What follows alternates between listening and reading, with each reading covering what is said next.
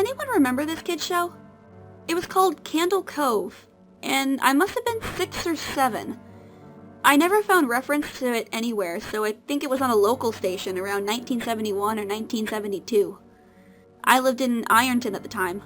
I don't remember which station, but I do remember it was on at a weird time, like 4 p.m. It seems really familiar to me. I grew up outside of Ashland and was 9 years old in 72. Candle Cove. Was it about pirates?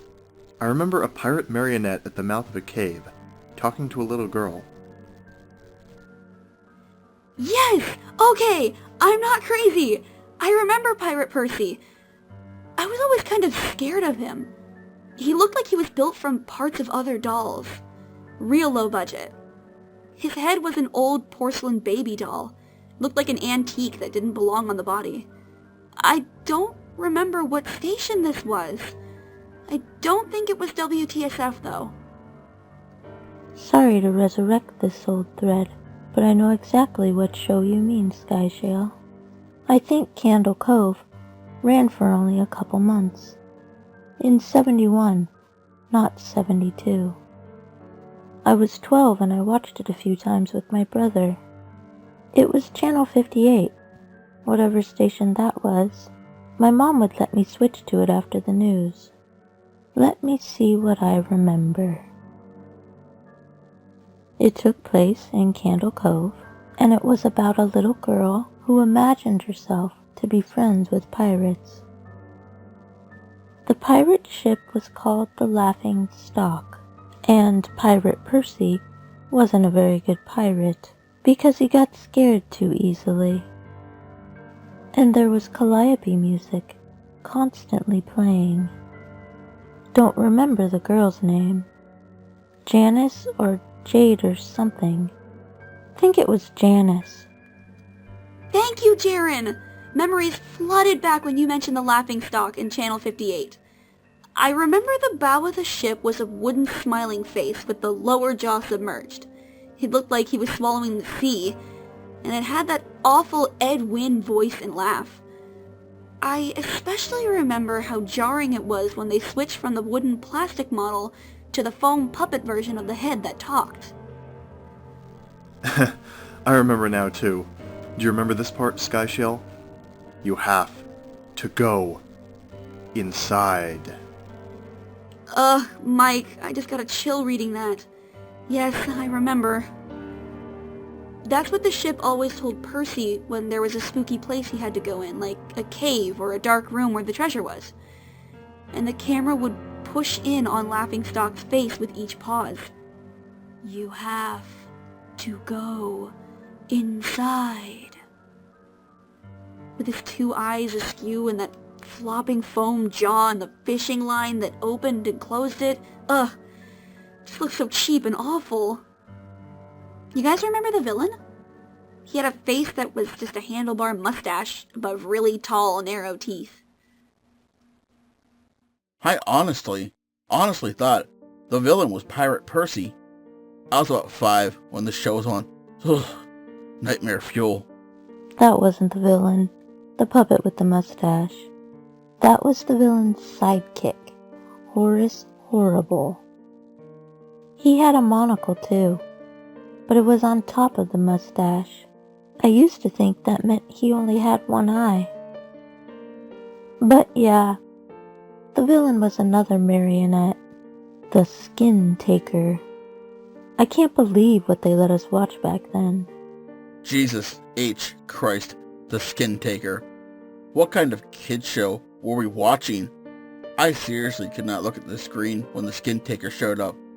He just ascended out of nowhere, on his strings, just a dirty skeleton wearing that brown top hat and cape, and his eyeglasses that were too big for his skull. Christ almighty. Wasn't his top hat and cloak all sewn up crazily? Was that supposed to be children's skin? Yeah, I think so. Remember, his mouth didn't open and close, his jaw just slid back and forth. I remember the little girl said, "Why does your mouth move like that?" And the Skin Taker didn't look at the girl but at the camera and said, "To grind your skin." I'm so relieved that other people remember this terrible show. I used to have this awful memory. A bad dream I had where the opening jingle ended. The show faded in from black, and all the characters were there, but the camera was just cutting to each of their faces, and they were just screaming. And the puppets and marionettes were flailing spastically, and just all screaming. The girl was just moaning and crying like she had been through hours of this. I woke up many times from that nightmare. I used to wet the bed when I had it. I don't think that was a dream. I remember that. I remember that was an episode. No, not possible. There was no plot or anything. I mean literally just standing in place, crying and screaming for the whole show. Maybe I'm manufacturing the memory because you said that, but I swear to God, I remember seeing what you described. They just screamed. Oh God, yes, the little girl, Janice. I remember seeing her shake, and the skin taker screaming through his gnashing teeth, his jaw careening so wildly. I thought it would come off its wire hinges. I turned it off and it was the last time I watched. I ran to tell my brother, and we didn't have the courage to turn it back on. I visited my mom today at the nursing home. I asked her about when I was little, in the early 70s, when I was 8 or 9, and if she remembered a kids show, Candle Cove. She said she was surprised I could remember that, and I asked why, and she said, "Because I used to think it was so strange that you said, 'I'm gonna go watch Candle Cove now, Mom,' and then you would tune the TV to static and just watch dead air for 30 minutes. You had a big imagination with your little pirate show."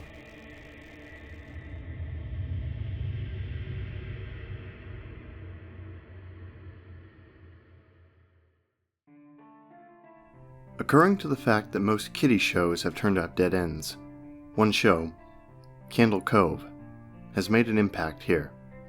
I made myself hunt down whatever cast remained of the show, regardless of their fear. I wanted to know everything about the show, but in the process, I came to understand that there hid something much darker aboard it than just what I was told and what I had heard. Throughout this, you may notice that a censor will appear. I did that so no one may want to bombard me with questions and such.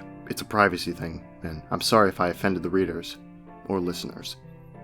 With that, I present to you this page in the lore, Candle Cove Experiences, Tales of the Laughingstock. Day 1. My first knowing of the Candle Cove lore came out on the Net Nostalgia forum back some time. However, many of the episodes had never been found, and many of the props are either long gone or spread out all over the world. However, after this mention of the show, I had to dig further into it. What I discovered over my round trip was something dark residing with the studios itself. The show, originally called Pirate Place, was loosely based on an old, quite lost short story called The Knickerbocker's Tale, from 1767 about a little Irish boy arriving to a land of pirates to find his way back home. The story's writer, a man believed to be named Colin Cochrane, vanished into the dark. Stories about it say that he was a madman who married well and had a daughter who vanished without a trace near his home. This inspired him to write the story, and shortly after, he was found dead by his wife. The story was lost for several years until in 1970, when a local TV station in Ashland found the rights to the story and converted it into a children's series. I managed to find some of the studio workers, but none of them were able to tell me about it. Well, there was one. Day 2. Asking this woman to practically relive her nightmare of 1971 was nearly impossible. But thankfully, she agreed to. Reluctantly, anyways. Okay, miss. I am not comfortable giving my last or my first. Okay then. Mind if I call you Jane? No, I don't. Okay then. Well, Jane, I understand you had a part in the kiddie show Candle Cove, correct? Set designer. Well, part of it. I helped in the construction of the laughingstock, and many of the other characters as well. I see. Was it a good experience? Oh, very. It was a great one. Until towards the end of the show itself. How so? Well, that damn Grimes. That's what it was. Grimes. Emerson Grimes, the show's director? Is there another Grimes you know in the series? Here she lit a cigarette. Something that, from her appearance and fear of Grimes foretold, I actually expected from her. Well, how did he manage to scare you? How did he? It was a nut job. A loony. He forced a 5-year-old girl to near heart stroke. Changed the scripts. Everything was fine until the show grew darker and darker. How dark was it getting? When a skeleton named the Skin Taker proclaims that the reason for his mouth to move weird is for grinding your skin. You will have some problems, but Grimes was insane. The last straw was the last episode of the series. Now, this I kind of knew about. The infamous question to the Skin Taker and his answer to Janice. I knew about this and moved on to her designs of the show. She explained that it was a damned kiddie show that turned into a puppet show from hell overnight. She wanted to end the conversation, but not before I asked about any surviving members or crew. There are a few of them still around, but you have to find them on your own. Day 3. I did, however, manage to find Jodie Silver, who played Janice on the show, now an adult of 45. She resides with her husband, Damon Lewis, and her 2 kids. If you see her now, she's lost all that childhood spunk that she had on the show. She works as a writer of pirate stories and haunted mysteries. I managed to record, on tape, an interview with her. Are you Miss Jodie Silver? Why, I haven't been called that in years. Yes, I'm Jodie Silver, but people call me Jodie Lewis nowadays. Oh, I'm sorry about the mix-up. And I'm writing a book on an old kiddie show you used to be on. Jesus Christ. Please tell me you're joking. It was here that I noticed she seemed agitated at the sound of a book being written on something that she was trying so hard to put behind her. It's no joke, Miss Lewis. Well, I won't warn you. You're a total nutcase for doing it. That show has given me bad dreams. Ruined my childhood. I even had therapy because of it. I don't wish to speak about it. Please, Jodie, just one interview, that's all I'm asking for. Just one. Hell, if you have to go through therapy again for it, I'll personally pay out of pocket. It was here she stood long and hard. Christ. Fine. Meet me here for an interview. With that, she handed me a card with her address on it. I promised that she wouldn't regret this, but I had a feeling she already was. Day 4. Hello there, Miss Lewis. Well, hi there. Come on in. Her house wasn't big, but not small either. I could tell she had little ones running about from the sounds of kiddie shows floating faintly from the television set and many toys scattered about. It was like trying to walk through a forest of mousetraps without setting one off. Eventually, we got to the small dining area of the home, with a good outlook over the water. A place to dream dreams. Okay, now about the show? Well, it started out as a dream come true. I was a huge fan of shows like Jumbo Circus, Sunshine City, and Fisherman Fred, and I really wanted to be on a kiddie show. I got my wish when I heard the studio was looking for a young girl to play the role of Janice for their new show. And sure, there were many little girls who wanted the role so badly. So I did my best to win the studio over, which happened. I loved the idea of the show. I did my very best to do everything right. Turned out you should be careful of what you wish for. Why is that now? I really don't want to tell you, but I must. You see, on set, some changes started happening. Grimes would change scripts. Things seemed to be a bit scary. And for the first episode to seem so mean and such was odd for a kid's show. And then that horrible last episode.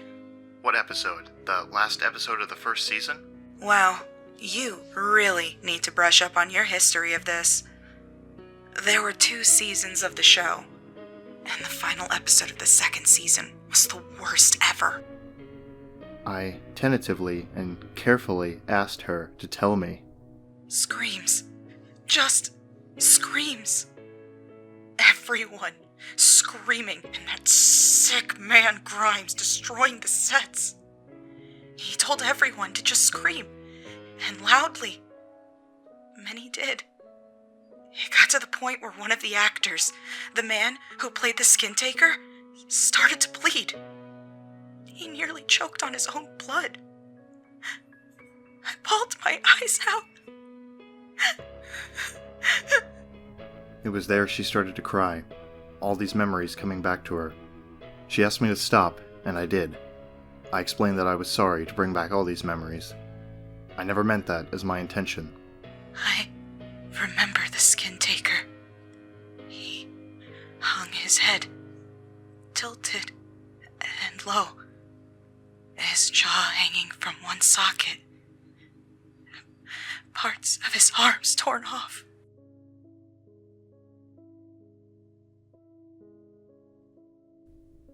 Day 5.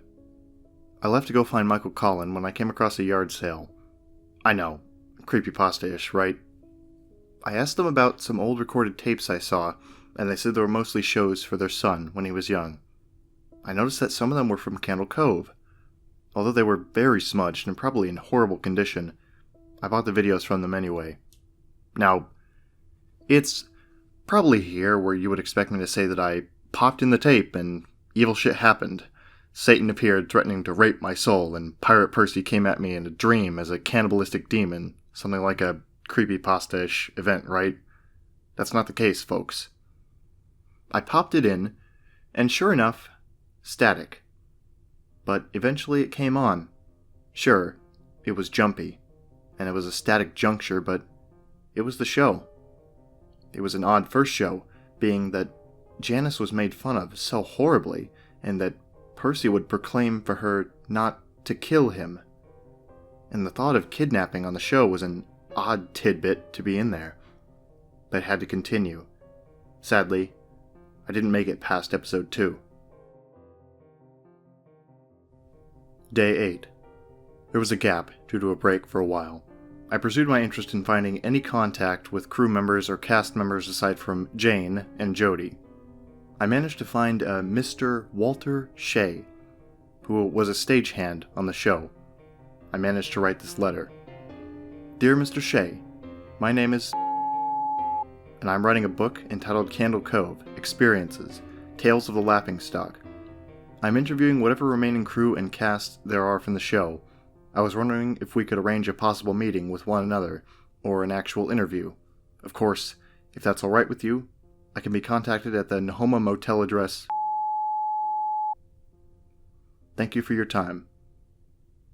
I received a letter sometime later. Dear, you may be the dumbest person I have ever met. Why in the hell would you dare bring up such a subject that has haunted me and everyone else on that show? Do you know the absolute tragedy that has accumulated from that? But it's also a way to get things off my chest from it. I will meet you for an interview, but what I say about that show is 100% truth. Eyewitness. You must not judge what I will say. If you do, I'll make sure that your journey will end with me. Enclosed is a card for where to meet me and at what time. I am not a snobbish man, but I won't do this again. Sincerely, Walter Shea. Day 15. I met with Walter Shea later on within the week, having to time it right. I left after day 10 for Tulsa. It took some time to watch the other episodes, but I managed. They did seem darker. As Jane had stated before, some of them are getting hard to watch, but I have to keep watching. The infamous "To Grind Your Skin" episode came on. That one was the worst. It's one thing with a shitty motel TV that makes every program like watching something from the 70s. It's another when the damn tape keeps jumping and staticking out every 2 minutes. I felt like those people trying to watch porn on their old boxes, if you know what I mean.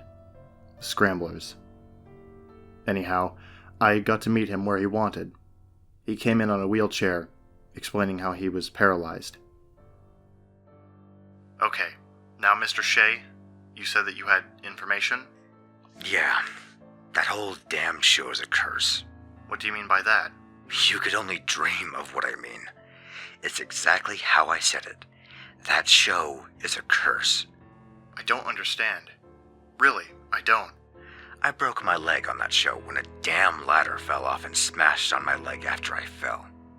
I felt something when that hit, like something pushed that ladder down. Then the episodes got darker. There were 2 episodes that never aired in season 2. Those 2 were the worst of the worst. What happened? That Grimes in one episode has Janice, implied of course, to be cannibalized by the skin taker in a dream. Another one was to reveal that Nathan had been kidnapped and turned into part of a cape for that bastard. Hell, Grimes wanted to fucking have Janice killed and skinned alive. On camera. The end of the series was to have continued with Melrose winding up in the world looking for Janice. Me and the cast had to make sure that never happened, so we shot those ideas down every time. This pissed him off. I think that's why he did that final episode. You know, the screaming episode. You mean he wanted to show a little girl being skinned alive? Yes. And that fucker is a monster too. He didn't vanish. I will tell you something I have never told anyone. Go on. After we finished filming that episode, I went back to get something of mine. I saw Grimes pleading to the set pieces, as if they were all alive. He was pleading that he did his job right. He made sure. He started ripping his hair and teeth out, screaming, trying to get whatever it was away from killing him. He fell backwards and hung himself on a cord. The sound of his neck snapping. God, it still haunts me. They said that he just vanished. You're stating he lost it and accidentally killed himself? Yes. Now, I knew something horrible did happen. It was freaking me out, and now I wanted to stop, but I had to know what happened to Grimes. They never found the body. I got rid of it. I couldn't let them think that he had just wanted to make things happen to himself. I had to do something out of the decency of my being at least. What did you do? I buried him. I took his old lanky body out to the woods behind the studio, and I buried him. I told myself there was nothing to fear but fear itself. But there was something there. I walked back through the studio, and I felt something, an eerie presence in the skin taker puppet, like it was watching me. I got out of there as quickly as I could. Sometime later, that damned final episode aired, and I will never forget what I saw. It was horrible. I was afraid of the show now. What was lying ahead of the episodes for me? I had some more stops to go to, but I advised myself that if things got too deep, I would stop there and work with what I had. Day 19. It's been hard to sleep. I keep having the same nightmare. The skin taker coming at me, threatening to grind my skin. It's hard to wake up to just static because I can hear that fucking theme song in my head every time I do. I gave up a little, but I had to keep going. I made a list of people who claimed to have items from the series. Some proved to be idiots, who just made the items themselves. Indications were of the modern look to them. However, there were some who did have items. The items I have gotten so far are listed. One of the Skin Taker's glass eyes. The arm of Pirate Percy. The hat, albeit somewhat in tatters, of the Skin Taker. One of the eyes of Horace Horrible. Tooth belonging to the Laughingstock. The most unique item I found, and I swear to you, I found this one at a house in Missouri. The original owner was a man named Kyle Bartlett. His daughter, Judith, was nice enough to show me part of a collection he had. He had the original Skin Taker head. Now, I thought it was a fake, since the jaw was intact, whereas Jane had stated that the jaw was partially torn off. As it turns out, Kyle was one of the crewmen on the show. He loved the Skin Taker as a villain, and when he found out that it was so destroyed, he put much time inserting the jaw back in its place.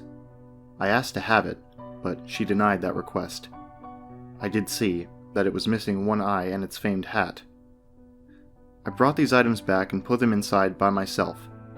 The head is now complete, but she allowed no photography or video to be made, stating that her father wouldn't want his favorite to be spoiled. She sounded like a mother to a child. I had to keep up. My search led me to New York, where one Mr. Michael Collin lived. The very same Michael Collin who voiced the Skin Taker on the show. The same Michael Collin whose son, Trevor Collin, was murdered in the fall of 1981. Meeting him was hard. He wanted nothing to do with this, but I had to interview him. Really, I did. He refused for some time, until he decided to, eventually. Hello there, Mr. Collin. Yeah. Hi there. I am sorry about this. Must not be really sorry to make a man who lost his son 10 years after that goddamn episode had aired talk about this fucking show. You know, the nightmares still haunt me. Every night, I can see that episode playing in my head. I'm sorry about your son and the nightmares. He took a shot of Jack Daniels and said, Don't. Not your fault this happened. My wife left me 3 years after he passed on.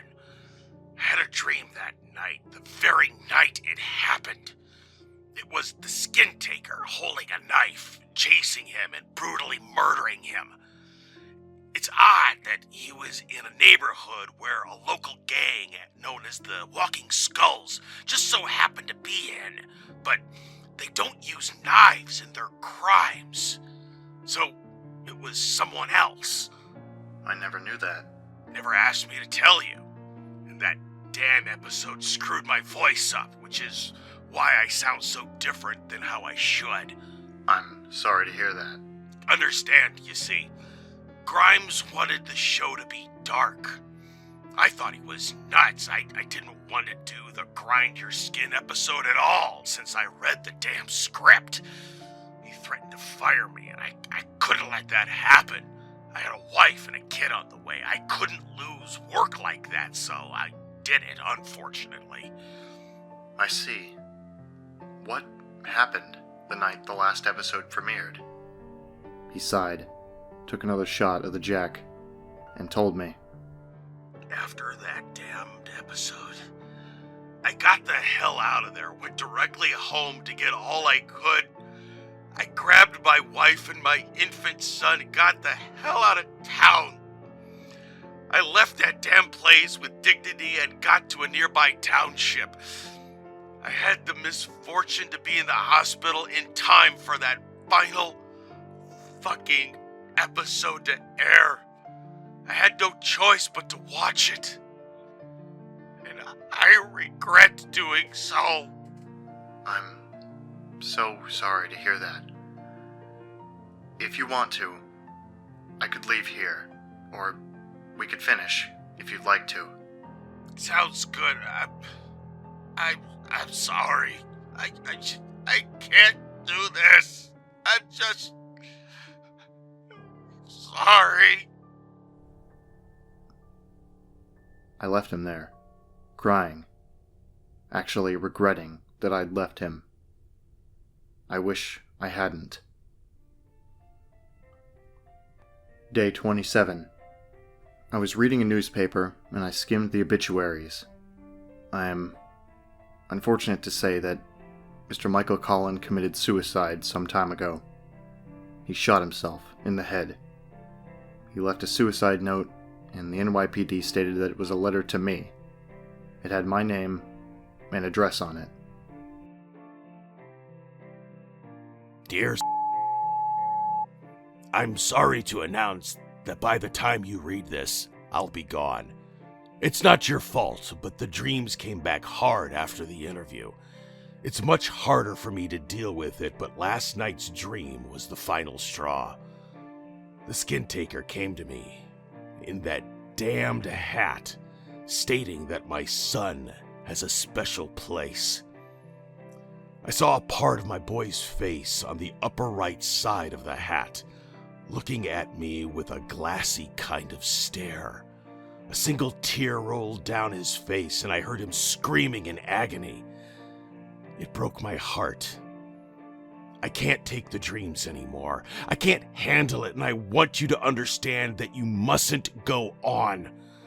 Jody told me about your interview with her, and she is planning on coming to New York for the funeral. I told her that she should forget about it, but since you came around, it's been harder for her to forget. I have to cease this. I'm so sorry.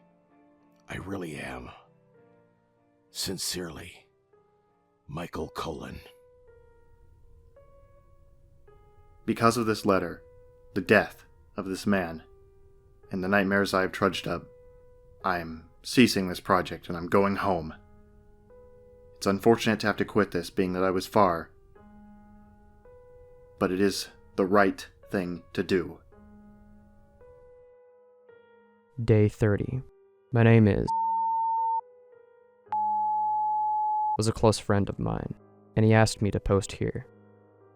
Recently, he killed himself. Where it was a homicide, I'm not sure. Police said that he was working on something, but when the interviewed were questioned, they never said a word, because they knew better than to rat him out and trudge up more nightmares for themselves. Was a wonderful man in life. His girlfriend, who was expecting a baby sometime within the year, was broken up about this. I'm sorry to say that in his message to me, he wrote that he met with one final person after the Michael Cullen interview. He stated it was a man named Adrian Grimes, Emerson Grimes' nephew. He asked for me to put the interview on here. This interview was made via telephone.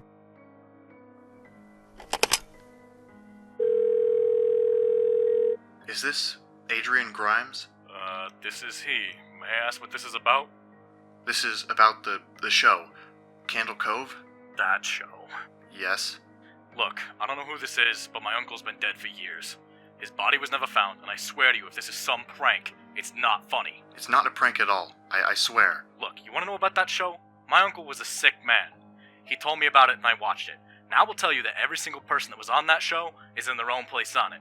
I, however, want nothing to do with it. I got to see them making a one episode, alright?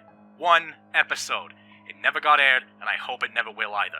Season 2, meaning either episodes 5 or 6? What the hell are you talking about? No, this happened after the season ended. A new director, I can't remember his name. It was supposed to be the season 3 starter. I was invited to be on the show as a character, and my father took advantage of it. Since then, I hate all of the show because my fucked up uncle was part of it. Now leave me alone.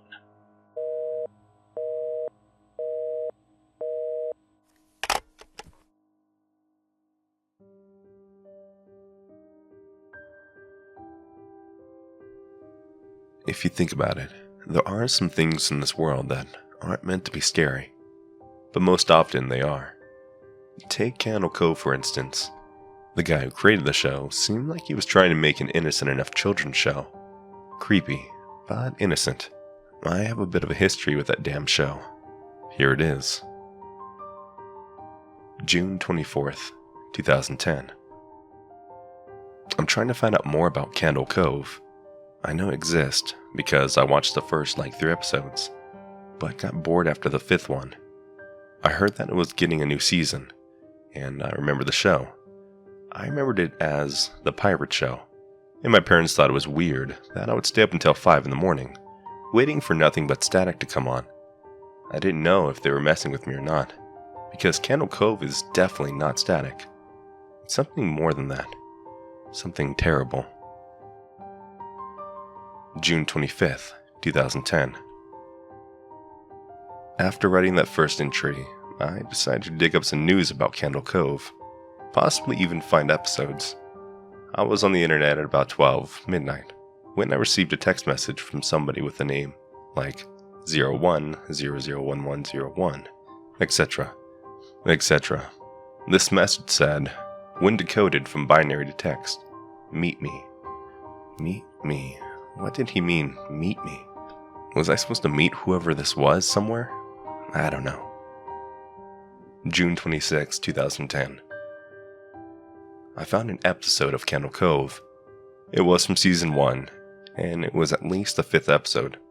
It's funny because I don't even remember seeing something like this. The episode that I saw depicted it being Janice's birthday, and the pirates and the Skin Taker, and the rest of the characters sing happy birthday. Then Skin Taker broke off into a weird song, which I assumed to be called 1 Year Closer.